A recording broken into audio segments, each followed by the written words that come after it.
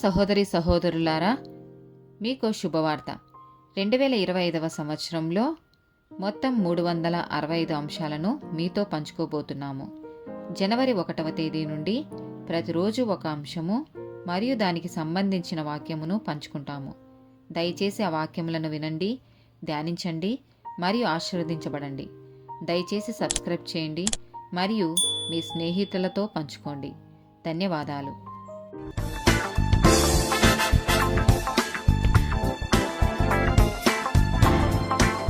245th day topic ఒత్తిడికి లోనవ్వడం. కీర్తనల గ్రంథము 142వ అధ్యాయము 3వ వచనం. నాలో నా ప్రాణము కృంగి ఉన్నప్పుడు నా మార్గము నీకు తెలియను. నన్ను పట్టుకొనుటకై నేను నడవవలసిన త్రోవలో చాటుగా పగవారు ఉరినొడ్డుచున్నారు.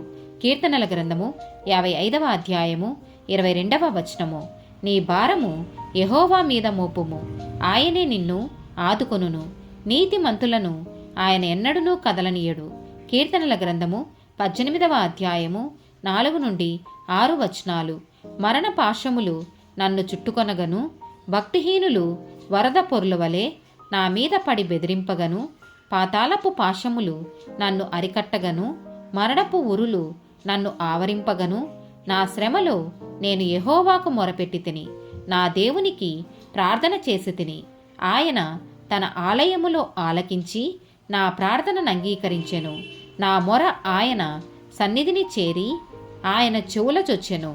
2వ కొరింథీయులకు రాసిన పత్రిక 1వ అధ్యాయము 8, 9 వచనాలు.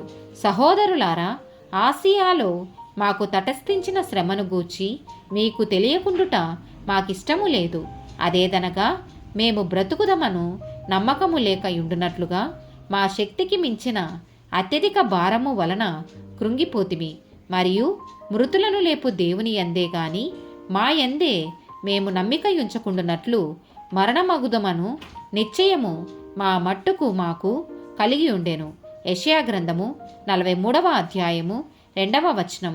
నీవు జలములలో పడి దాటునప్పుడు నేను నీకు తోడయ్యుందును. నదులలో పడి వెళ్ళునప్పుడు అవి నీ మీద పొర్లి పారవు.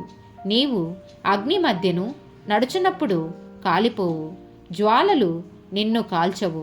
మత్తయి సువార్త 11వ అధ్యాయము 28, 29 వచనాలు.